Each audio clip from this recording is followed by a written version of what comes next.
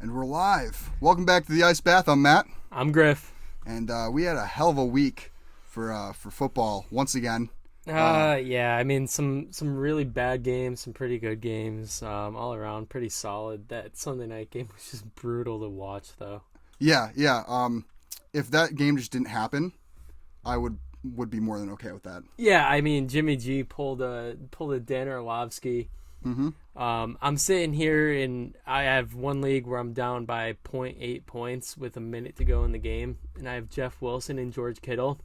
Ooh. And Jeff Wilson catches a nice pass, really nice snag, just right before it hit the ground. I'm like, oh, nice! I just won my matchup, and then he fumbles it away. Yeah.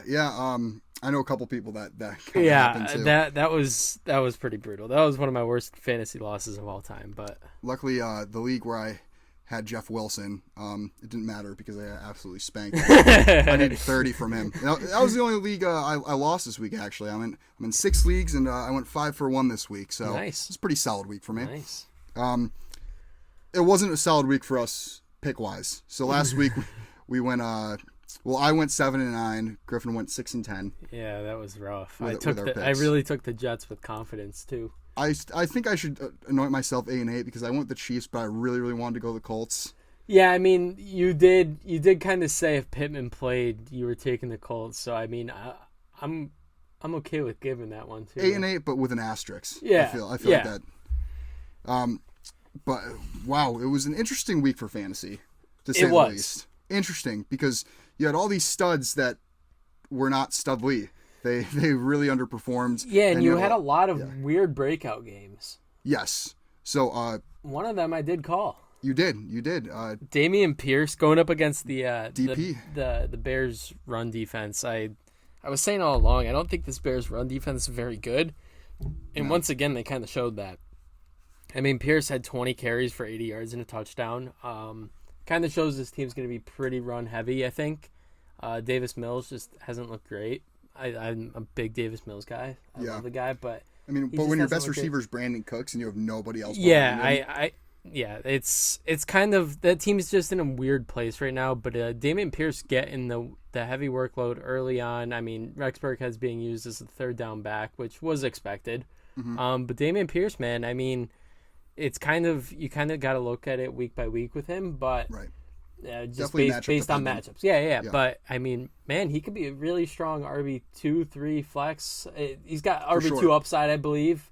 Right now, he's probably an RB3 flex option. But Yeah, I mean, he had, 20 carries, 80 yards, and a touchdown last week against a really, really poor Bears run D, as you had said.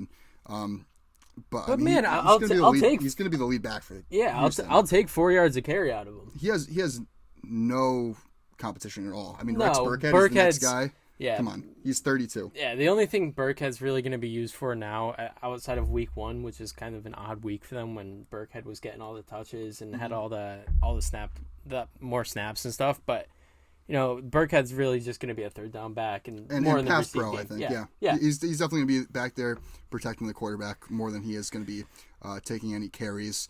But another guy that had a breakout game, and I'm not even going to call this a breakout game because he's really just been balling out this season. I mean, ever since last week. Chris Olave. Yeah, week 1 he only had, I think, 3 catches, 41 yards. But the last 2 weeks he's had 26 targets, 14 catches, 227 yards. He hasn't found the end zone yet, but man, he's on pace for a monster season. Yeah, that's crazy for a rookie receiver. Like these are Jamar Chase, Justin Jefferson rookie year numbers. Like, this is he could be something special over here. Right. Yeah. 100%. Another guy that is. Sorry, I lost my train of thought there. Another guy that had a big week was my boy Devonta Smith. Eagles had a dominant Week 3 win over the Commanders. And I'm now in firm belief that Philly is going to run away with the NFC Championship. I told you. I told you they were going to dominate. I was a little skeptical of Jalen Hurts, but he has shown nothing that's worrisome. He's looked incredible. He's looked really good. He's third in passing yards right now. I mean, that dual threat ability that he has in his play style is just so hard to defend. He's such a good fit for that offense, too. He really is. And he's a good fit for Philadelphia. Yeah. I feel like these mobile black quarterbacks have really, really been a staple of the city. You go No, it back really to has, though. Randall Cunningham, Donovan McNabb. Now you got Jalen Hurts or Mike Vick in between McNabb and Hurts. Like he really fits the mold of what a Philadelphia quarterback is. I think he's a good locker room guy. It seems like the guys love him too. People rally behind him. Yeah. But back to Devonta Smith. Well, I'm going to buy into the hype of this Philly team. You should start buying into the hype of Devonta Smith. The Slim Reaper, a.k.a. Smitty, a.k.a. Skinny Batman, absolutely exploded on offense for Philly this week. He brought in 8 receptions off of 12 targets and went for 169 yards and a touchdown. He had back-to-back absolute snags, too. Yeah. He had some incredible catches against, what was it, St. Juice that he went up against? Now, Washington was without their cornerback, too, going into the game. So Smitty had a really, really good matchup, but he was that guy that I suggested you buy low on after a sluggish start, and I feel like my predictions are kind of coming to fruition a little bit. He's turned it around right after week 1. Very few cornerback 2s are going to be capable of covering Devonta Smith and his route running ability, and he has nearly split targets with A.J. Brown over the last 2 weeks, and he's had slightly better production. So I'm convinced that these Eagle wideouts are going to be more of a 1A, 1B this season, and both should be weekly starters. Well, that's also why I like Jalen Hurts a lot, is because he's got 2 wide receiver ones on that team. You've got 2 guys that you could stretch the field with, but they're also going to be great route runners that could get open for him. Right. Yeah, so I really like Devonta Smith going forward. I mean, A.J. Brown is a given. Yeah. But I think Smith, if you got him late in your drafts, you walked away with a steal. You know who I don't like moving forward? The Las Vegas Raiders. Oh, man. The only 0-3 team to start the year. They're just look terrible. I mean, McDaniels, I don't know what he's doing with this offense.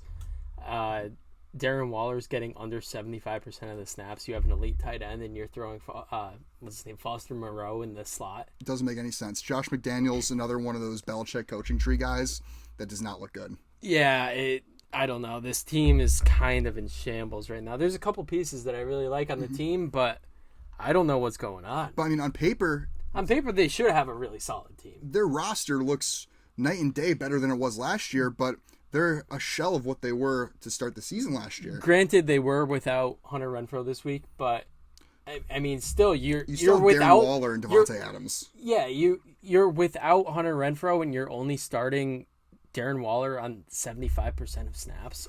Yeah, you have a top 3 receiver, and he's probably not 2 or 3, and you have a top 5 tight end. Yeah. And in terms of talent, Darren Waller is one of the most talented tight ends in the league. He's an elite tight end. And their offense on a per yards basis, I looked this up earlier, 17th. Ooh. 17th with Devontae Adams. You got Darren Waller, Josh Jacobs, former first-round pick, was a great running back, Alabama. Yeah. And even Hunter Renfrow. I don't understand what's going on there, and I think fingers got to be pointed at Josh McDaniels. One guy I think you guys should sell now while his value is high is Marquis Brown. What are your thoughts on this, Griffin? Yeah, no, I like selling low or selling high on him. You've got Hopkins coming back in a couple weeks. Right. You know, Brown coming into this season without Hopkins for the first 6 weeks should have been the guy that takes like a huge leap and brings in all these targets. But, you know, he's looked good, but there's some guys outplaying him. You've got Greg Dortch who's outplaying him. Yeah, but we have seen Kyler Murray's trust in Marquise Brown increase since week 1. Yep. Is actually his targets since week 1 have tripled. He had nearly tripled. He had 6 targets week 1.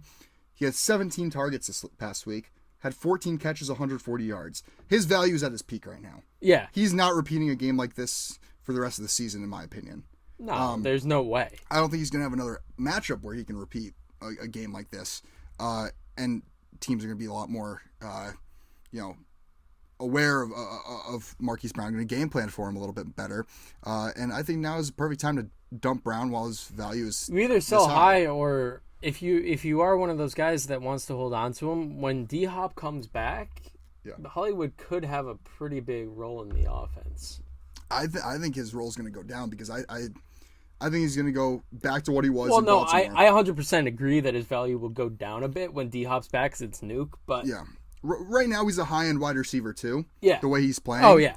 But that's easily going to drop down to touchdown-dependent wide receiver 3 because he's going to be looked for on those big plays where he's he'll be the big play guy downfield. He'll get you either 3 catches for 30 yards one week, and the next week he'll get you 5 for 130 and 2 touchdowns. Yeah. He's going to be like Deshaun Jackson was in fantasy, where you got to look for him on the big plays. You don't know which week he's going to pop off. But right now, he's that consistent wide receiver 1. He's getting that production. I think you can get a solid player in return for him, whether it's a player that's going to be a wide receiver 2 for the entirety of the year on an offense where he's already established as their wide receiver 1, like a guy like Christian Kirk. I feel like Christian Kirk would be a perfect trade target for Marquis Brown, which is a good segue to our next segment. Speaking of Christian Kirk, man, this entire Jags offense looks really good. Yeah, it's scary good at what Doug Peterson has done to the Jaguars within not even a season. James Robinson, we mention it every show. He's that guy. He had 17 carries, 100 yards, and a touchdown. Timothy Robinson? Him, Bob. Yeah. Himmy Bobby? It's him. He's the guy. ETN owners, I think it's kind of time to start panicking. He only saw 43% of snaps, and he's not been efficient as a runner. His upside was as a receiving back, and he hasn't done much of it. James Robinson ran 5 more routes. Yeah. At this point, if you have ETN, it's time to bench him.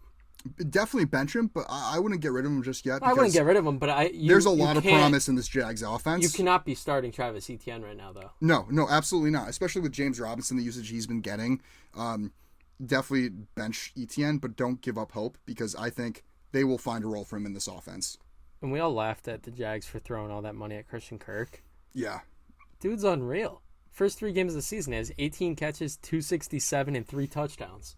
That's insane. That's He's 6 catches a game. Lawrence's number 1 guy, but what I've liked 6 catches and a touchdown a game. Yeah. I mean, that's what I like about Trevor Lawrence so far is he's not keying in on one guy though.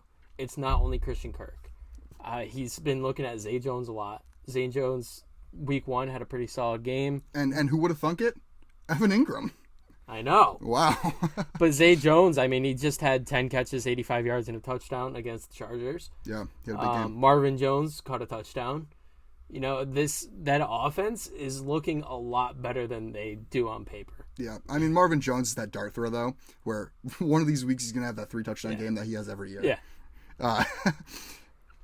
So, a guy that I think is a must-add this week, gonna shift the focus a little bit. Which, this is if he's out there, because I know a lot of leagues, this guy was drafted. Yes. But I going off of a majority of the leagues that I'm in, and he was available in almost all of the 10-man leagues and a couple of the 12-man leagues that I was in. So Jamal Williams, if you don't know who we're talking about yet. DeAndre Swift is set to miss the next couple of weeks. This makes Williams a must-add. In week 3, in the absence of Swift, Williams saw 20 carries, 80 yards, and 2 touchdowns. Over 80 yards, actually. This is running back 1 production. Yeah. Not to mention, the Lions not only have the 3rd best rushing offense in the NFL, they have the 3rd best total offense this year so far through 3 weeks. The thing that I like about Jamal Williams a lot is that he's been getting touches already.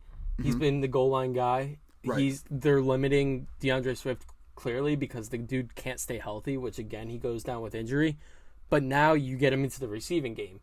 You give him all the entire role in the backfield. He gets the DeAndre Swift role, and he keeps his own role as the goal line guy. He's a workhorse now. He really is with no Swift, and he's the type of guy that can do that. And he has that personality that he has the locker room. Everybody supports this guy in Detroit. They love him. He's a fun personality. He's all in the anime and whatnot. Even before he came to Detroit, I was making the argument that the Packers should not sign Aaron Jones long term because Jamal Williams could come in and be just as effective. I agree. Yeah, I always thought Jamal Williams was underrated, and very. Now he's a chance to shine because the Detroit Lions' offensive line looks amazing. I mean, you got Penei Sewell, who's actually starting to pan out and look great. I mean, he had a great rookie season, but now he's taking that next step. You have Taylor Decker.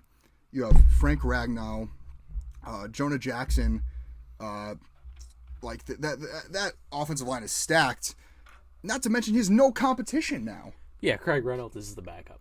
And behind that, Justin Jackson, who couldn't carve a role as the RB3. Yeah, RB3 in LA is with the Chargers. Like he had a chance to be a goal line back there. And I think Reynolds will be used quite a bit as a third down back, just to get a little change of pace in there and get Williams some rest. Because if something happens to Williams, you're kind of screwed.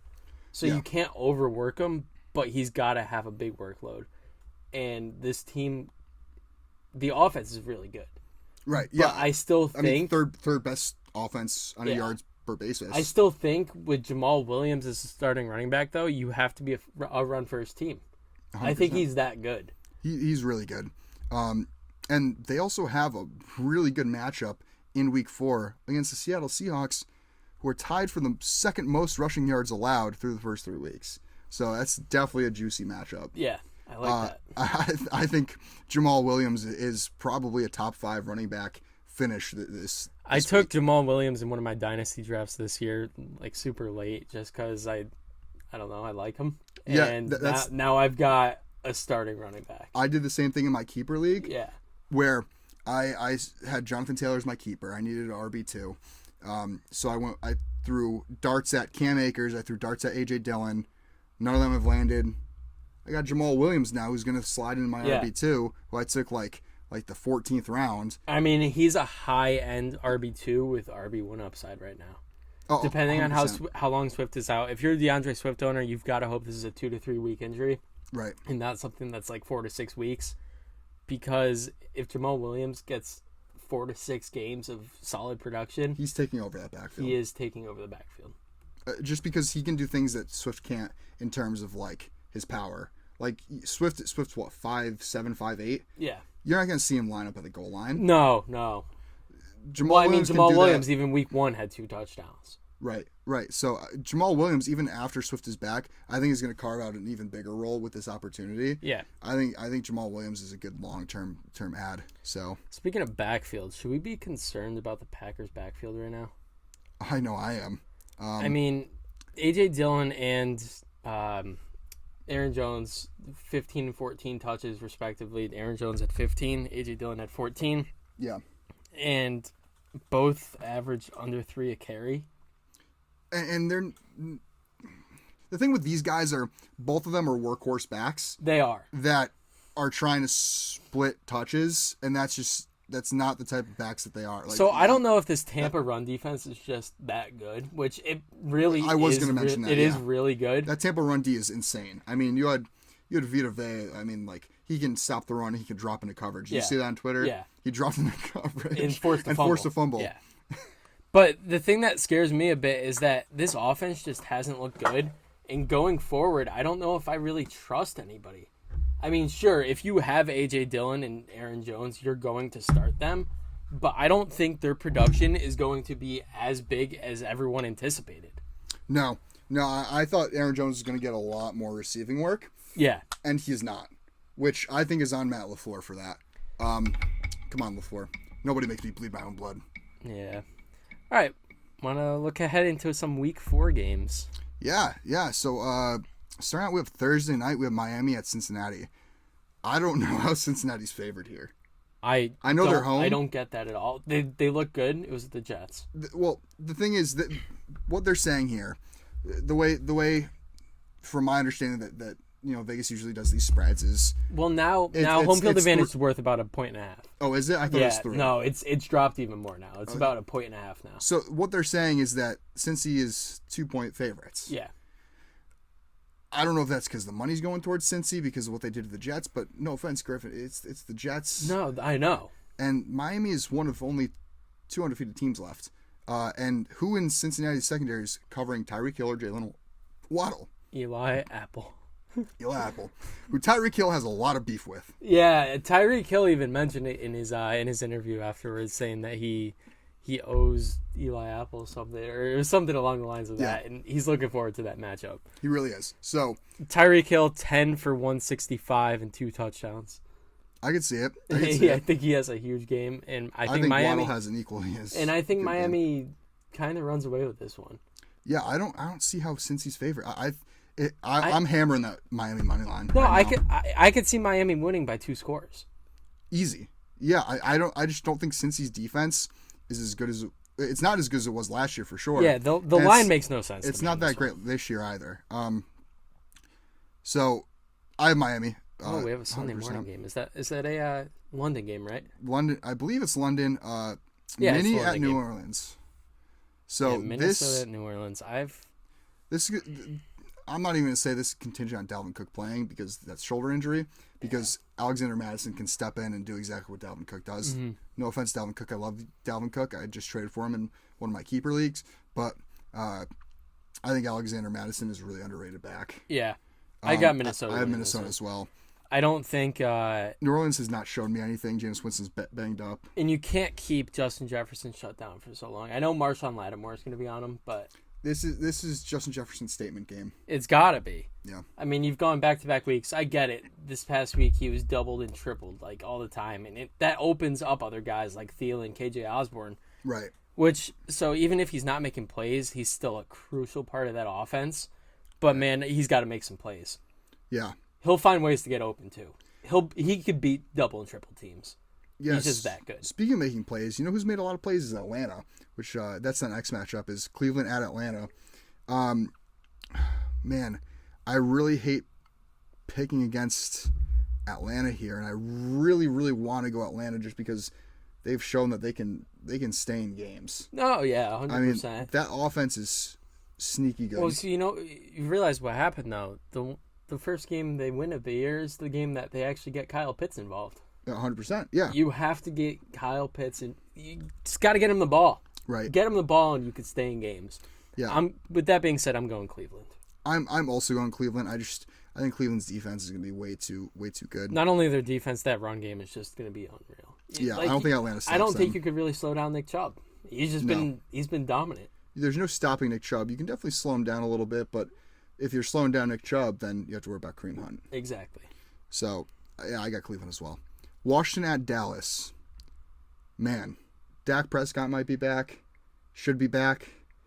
Washington just allowed 9 sacks against Philly. I mean, I think Micah Parsons absolutely feasts. He's going to. Carson Wentz, I'm sorry.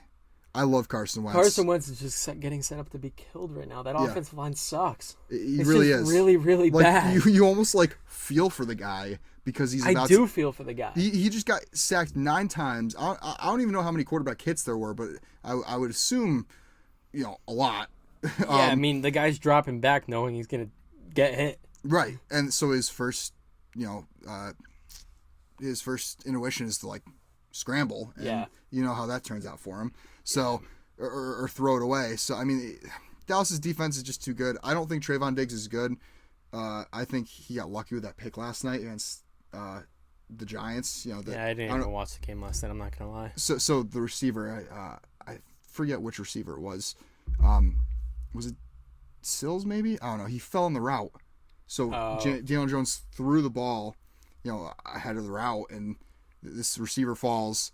Trayvon Diggs steps up and picks it off. That was the one game. And barely grabbed it. He grabbed it almost off the ground. So I don't think Trayvon Diggs is that good, but I think Michael Parsons makes up for it. I think Michael Parsons is that defense. Unreal. He is that defense. I'm going Dallas here. I'm also going Dallas. We talked a lot about that game. Yeah. I don't know why I spent so much time on that game. Seattle at Detroit. Jamal Williams game. Jamal Williams goes crazy. Detroit wins. Detroit home. Tennessee at Indy. I've got Indy here. I also have Indy. They surprised everybody and beat the Chiefs. Well, surprised everybody but me. And they didn't even look great, but hey, they played well enough. They got the job done. Defense played well. And Tennessee's secondary is non-existent. I have no idea how they just beat the Raiders. And I mean, you look at Week 1, Saquon Barkley had a huge game against that Tennessee defense. I think Jonathan Taylor puts up similar numbers. I sure hope so because Jonathan Taylor needs to get his game going. Chicago at the Giants. I keep flipping back and forth with this pick. I don't know who to go with. I mean, the Giants looked so good the first 2 weeks. Did not look that great coming out against Dallas. You lose Sterling Shepard to a torn ACL. Chicago has really surprised me on how they're winning games because they do not look good. No, they don't, but the run game does. Yeah. We'll talk more about that later. But you know who else has a good run game? And that's the Giants with Saquon Barkley. Yeah. And Chicago, look what they just. Yeah, I mean, this is gonna be another battle of run games. Saquon Barkley probably going to have a huge game. I mean, look at Dameon Pierce last week. Not really a staple name, but he came out, averaged 4 a carry. I think Saquon averages 5-6 a carry, and the Giants get the dub here. Yeah, I'm going New York as well. I think they bounce back here. Jacksonville at Philly. I think this is going to be a test for Philly. This Jacksonville offense has been really good, but their defense is, they're ranked best defense right now through 3 weeks. Are they really? On a yards basis, Jacksonville has allowed the least amount of yards out of any other team. Huh. I think this will be a test to see how good this Philly defense really is, because we already talked about the Jacksonville offense. It's a solid offense. Solid offense, and you got Doug Peterson, who has some beef going against Philly. But I still got Philly here. Philly looks dominant. I don't think Philly's going to be beat until I see them face a team that actually comes close to beating them. I've got Philly as well. I know Detroit almost beat them, but that's week 1. Yeah. That's a wash. I don't really count that. And they still won. They destroy Minnesota. They come in, they destroy Washington. And then now you're playing Jacksonville, who, I mean, has looked solid, but it's still Jacksonville. They're still in rebuild mode, I'd say. I think Philly takes this one. I got Philly as well. I think they're the best team in the NFC. Yeah, I agree with that. Got the Jets at Pittsburgh. You know what? I'm gonna go again. 3 weeks in a row. I'm going with the Jets. Jets, Jets, baby. You know what makes me like the Jets here? Zach Wilson should be playing this game, and I think Zach Wilson is a really good quarterback. Yeah.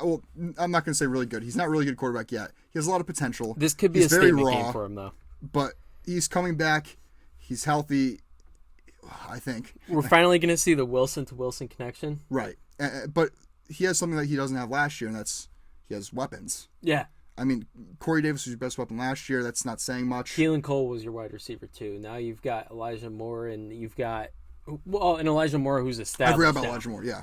I mean, he was there last year, but he wasn't established. He's becoming a really solid route runner. He's getting open. And then you've got Garrett Wilson. And Garrett Wilson, is he going to play? He's healthy, right? Yeah, he should be good. And Garrett Wilson just looks really good. And Garrett Wilson's having a Olave-like start to the season as well. Which I kind of expected out of both of them. I mean, they were my 2 favorite receivers in the draft. Yeah, same here. And I kind of saw this one coming from them. I thought Wilson was going to be a little more productive, and so far it's been Olave. But, I mean, when you have Joe Flacco at quarterback, it's kind of hard to be productive. No, 100%. I think Zach Wilson is just that much of a playmaker. Pitt's still missing on defense, no TJ Watt. Mm-hmm. You got Minkah Fitzpatrick in that secondary, but their corners haven't really impressed me much. I think the Jets take this game. I think they surprise some people here. I agree. Next up, we got Buffalo at Baltimore. Hold on, going back real quick. Minkah Fitzpatrick is in concussion protocol. Oh, is he? Yeah. I thought I saw something earlier. I just had to look it up real quick. So that makes me like the Jets even more. Yeah. Buffalo at Baltimore. I got Buffalo here. Oh, me too. This got to be a bounce back game. Yeah, I don't know how you. Yeah, I don't know how you can root against Buffalo. I mean, divisional games, and you're playing Miami, who's a really really good team. Divisional games, anything can happen. I'm not surprised that they lost that. It was a close game, but Buffalo, like you said, they bounced back here. Baltimore. I think it's a close game though. Baltimore's looked pretty solid. Baltimore's looked solid, but they haven't looked as great as I thought they would. The defense, that's what the defense has not been great, but Lamar Jackson's he's putting up MVP numbers right now. But who has Lamar Jackson faced so far? He's faced New England last week, whose defense is sus. Miami. Miami, who has a solid defense. And they played the Jets. And the Jets. So, I mean, Miami's the best defense they played. I think Buffalo arguably has a better defense. Although Buffalo is banged up at the cornerback position. Yeah. I think Josh Allen wins this quarterback duel. I think so too, but I wouldn't be surprised if it's a 2-3 point game. Yeah, I would agree with that, but I still think Buffalo takes it. We got Chargers at Houston. Man. I mean, this has got to be a bounce back game too. Yeah, I mean, it's just Herbert's hurt, and then why is he in the game in the fourth quarter when you're down 31 to what was it 10? Yeah. And then he's still in at 38-10. That I don't understand. pissed me off. Yeah. He's your franchise. He has broken ribs. He shouldn't have played.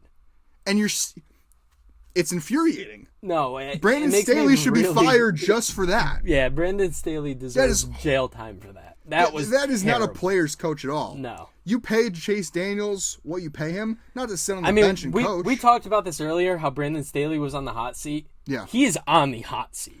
I think even more so. Yeah, even more so now than he was to start the season. Oh, 100%. Like he is. Oh my! If this team doesn't go all the way and win a Super Bowl, he's out.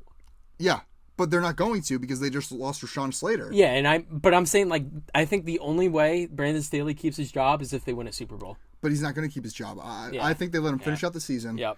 But I mean, I think they could still make the playoffs. But yeah, Herbert's going to get eaten alive in that backfield now. No, Rashawn Slater is going to be huge. With that said, I think they still beat Houston. Houston just has not looked great. Yeah. They still have a lot of work to do. Chargers are a better team, especially on defense. Arizona in Carolina. I got Arizona. Carolina's just awful. Yeah, I have Arizona as well. Baker Mayfield's terrible. I think he has the worst QBR out of all 32 quarterbacks to start the season. And he's completing under 50% of passes. Yeah. You've got guys like DJ Moore who you can't even get the ball to. You're pretty bad. Right.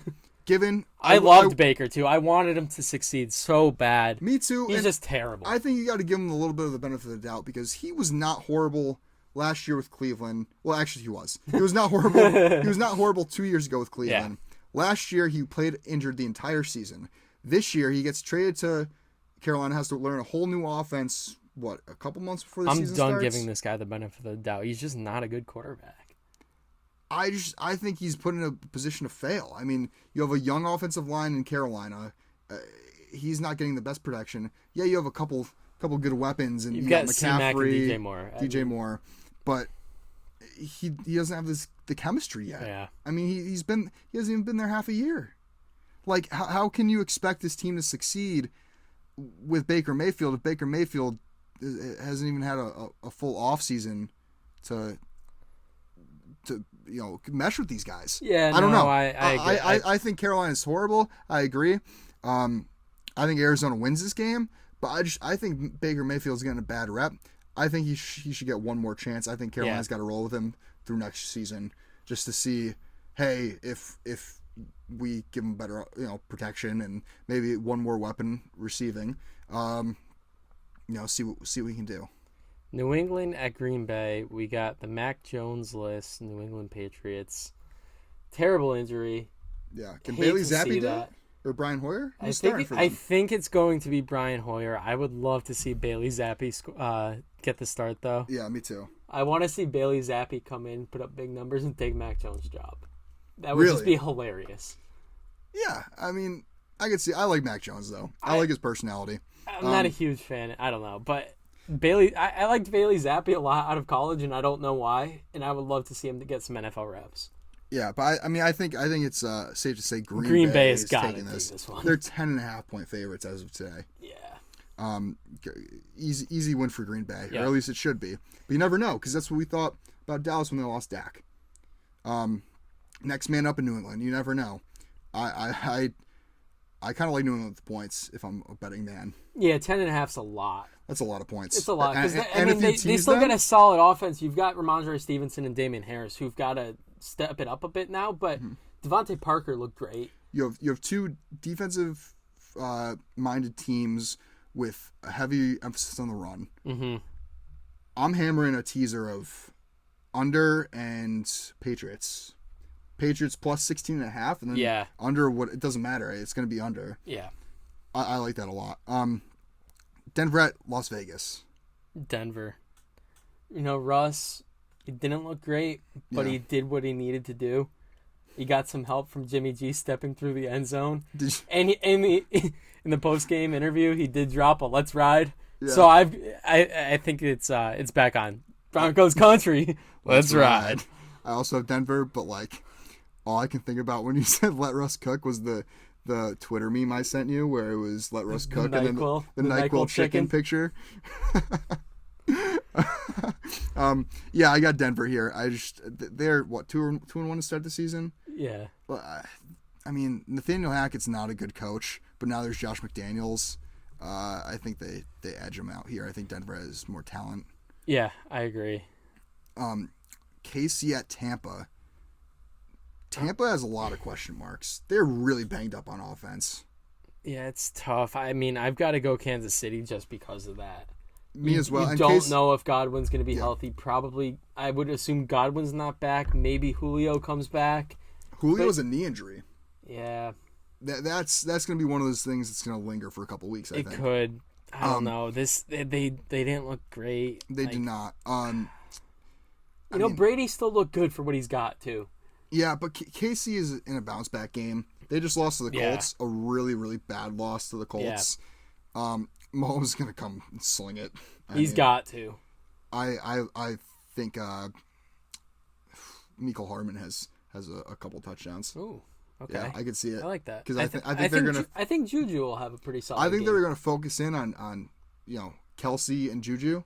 I think that's going to leave Mecole Hardman wide open down the seam. Or is this the MVS revenge game? No, MVS played for Green Bay. Oh, wait. Why am I thinking they're playing Green Bay? It's Tampa. Wow. Yeah. Yeah, never mind. No. I mean, I wish. No, I was thrown off because Tampa just I played. like MVS, but... Tampa just played Green Bay, so I was just thinking of that game. So. But I got KC. Yeah, me too. And then finally, was this the Monday night game? Yeah. Rams at San Fran. What did you describe this game as before we started the pod? Not very good. I think you say it was going to be horrible to watch. It is going to be horrible to watch. San Fran is just not a fun team to watch in general, and now Jimmy G looked terrible. I don't know if I could watch this game. Yeah. I think the Rams blow them out. Yeah, I mean, in San Fran, what concerns me about them is their secondary. Well, if San Fran plays anything... Cooper Kupp's going to have 3 touchdowns this game. If they play anything like they did against Denver, they're getting blown out. Yeah. The only good piece of that secondary... Well, I mean, to be fair, their safeties are ranked pretty high. I don't even know their names. But Trevarius Ward's look pretty good. Yeah. But other than that, man, I think... Cooper Kupp? It's Cooper Kupp. Cooper Kupp. Yeah. Cooper Kupp? I just realized we don't have any different picks in this week. We picked the exact same games. Oh, wow. Wow. All right. That's a first. Well, first for everything. One thing that's not the same, though, is our parlay picks of the week. Parlay pick of the week. I'll start off with mine. I got the Miami money line. Like I said, I'm hammering that. Philly money line. No way Philly loses to Jacksonville. Dallas -3 against Washington. Detroit -4.5 against Seattle. That's for plus 1144 odds. You lay down $10. You win $114.40. All right. I also have the Miami. See, even though they're different, we still got some of the same plays in here too. I've got Miami money line. I've got the Vikings -3, the Chargers -4.5, and the Lions -4.5 for plus 1834 odds. Throw down $10, you win $183.40. Now that value play. Yeah, that's a lot of value there. We're either going to do amazing this week, or we're going to do absolutely disgraceful. This could be really bad. Yeah, I don't know. This is mentally is weird. preparing to go 0-16 this week. Yep. Now 1-15. Philly will win. I think Green Bay. I think Green Bay wins regardless. So I think it's time for some waiver watch. Yeah, we got waivers clearing tomorrow. I think it's good time to look into some guys you should look into. Number one's got to be Khalil Herbert. How can it not be? I mean, David Montgomery goes down with a lower body injury. Shocker. I mean, he's another starting running back that can't seem to stay healthy. But Khalil Herbert just came in and stepped it up big time. I mean, he ran for 169 yards and a touchdown. He's just one of those guys where when he gets his touches, he's very efficient, and he looked explosive. Yeah. One of my leagues, somebody had reached out around like Wednesday or Thursday, hey, I'm in desperate need of running back help. I'm willing to give up CeeDee Lamb. He went out and looked around. Nobody traded him a running back. You know whose RB2 was behind Derrick Henry? Khalil Herbert. Oh my God, this guy just lucked out. Yeah, it was crazy, and he was like a last place team. Wait, how was Khalil Herbert his RB2 going into the season, or did he have an injury? He must have had like Elijah Mitchell. He had Elijah Mitchell. Okay, that makes more sense, but still. And he you don't draft a third running back? He went heavy receiver, yeah.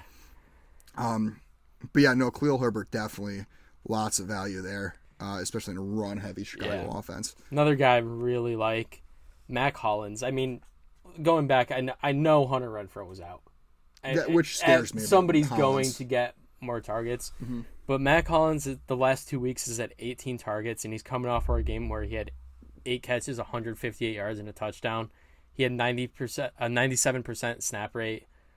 He was able to deliver, and he's showing production, and he's going to earn more playing time.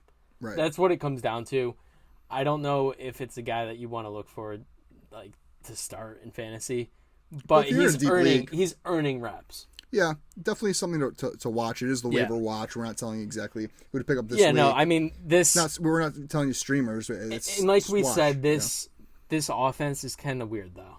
Like you don't know if you're gonna have a Darren Waller week or if you're gonna have a Hunter Renfrow week. Yeah, you just don't know how they're gonna run this offense, and that scares me a little bit with anybody on this team outside of. Which, if you have Darren Waller, you're starting him. If you have Hunter Renfrow, you're starting him. If you have Devontae Adams, you're starting them. But even like Josh Jacobs, I don't know if I want to start him at this point. No, it's going to be interesting to see going forward what they do with the Josh Jacobs Zamir White situation as well. Another guy I like this week, which he's probably owned in most of your leagues, but if he's I would assume he was drafted. I mean, Alexander Mattison. Obviously, Dalvin Cook hurt his shoulder this past week. That's going to open up a larger workload for backup Alexander Mattison. Cook is set to play with a shoulder brace, but if Cook tries playing through this injury and further injures his shoulder, then Madison will step into the starting or running back role in Minnesota, which should thrust him into RB1 conversation. Yep. Madison is definitely worth a stash if you have a spot on your bench, and 100% worth dropping a bench player. Yeah, dropping a bench 100%. player, especially if you have Dalvin Cook. Like, if you have Dalvin Cook, knowing his injury history, you should have already cuffed him. Yeah, I'm not a huge fan of like taking handcuff backs, but if I drafted Dalvin Cook, I'm drafting Madison. Yeah, 100%. Staying within that division, we're going to switch over to the Packers. Romeo Doubs. Yeah. Man, talk about another rookie breakout game. Yeah. He put up 8 catches for 73 yards and a touchdown. He's only a rookie, but it seems he's earned the trust of Aaron Rodgers. Mm-hmm. He caught every pass that Rodgers threw to him. That's huge. That's huge for Aaron Rodgers. That's huge for Rodgers. He's huge on that. Yeah, he's really big on consistency. Yeah. You look at all of his receivers: Devontae Adams, Jordy Nelson, always caught. Even Allen Lazard. Even Lazard always caught what was thrown to them. Yep. I think Dobbs is going to be Packers wide receiver 1 going forward after this game. And there are also reports. I believe episode 1. I talked about this. It wasn't breakfast they were having together. I'm finally correcting myself, avenging myself. It was lunch. Aaron Rodgers and Romeo Doubs were lunch buddies in the preseason, in practice, in camp, and they have that connection. It showed this past week against Tampa. So I think based on Romeo Doubs, Aaron Rodgers being lunch buddies, and Romeo Doubs showing up in week 3, he's definitely worth watching out for. I would like to bet that Aaron Rodgers made him pay, too. Oh, 100%. I bet every time they went out to lunch, Romeo Doubs was paying. Yeah. But he got some paid trust. off. Yeah, he's got some trust, so. And it would not be an Ice Bath Sports podcast episode without Greg Dortch. Greg freaking Dortch. We got to get him on the show. Yeah. I'm going to find a way. 9 catches off of 10 targets for 80 yards. This is the 3rd week in a row we've had Dortch on this list. Go back and listen to the previous episodes if you want a better and in-depth breakdown on the guy. We've already said enough. If you haven't added him by now, that's on you. Yeah, I mean, I wasn't Dortch even watching the game, and I'm checking fantasy. I'm looking at my sleeper app. I'm like, Matt, he's doing it again. Yeah. I mean, Greg Dortch, I mean, he scorches the defense. He really does. He lights that torch. He scorches the defense. Greg Dortch, I mean, he put up 18 fantasy points in one of my leagues. We have like some boosted stats for first downs and stuff. Watching inside or out on your porch, Greg Dortch is going to scorch that D. Yeah. Greg Dortch is him. Yeah. Well, him and Jamal Williams. Jamal Williams is also him. But I think that should wrap up this week's episode. Yeah. You have anything else you want to add? No, I love ending on a Greg Dortch mention because I love this guy. For sure. He might be my favorite player in the league right now. And if I show up next week in a Greg Dortch jersey, then Oh, if Greg Dortch has over 15 fantasy points, I will in buy a a Greg PPR George jersey. PPR league. Yes. Okay, you will buy a Greg I will Dortch buy a jersey, Greg Dortch and then jersey. wear it on the podcast. Yes. Okay, awesome. Yes. Deal. Sunday, if he has over 15 fantasy points in PPR, I will be buying a Greg Dortch jersey. I love that.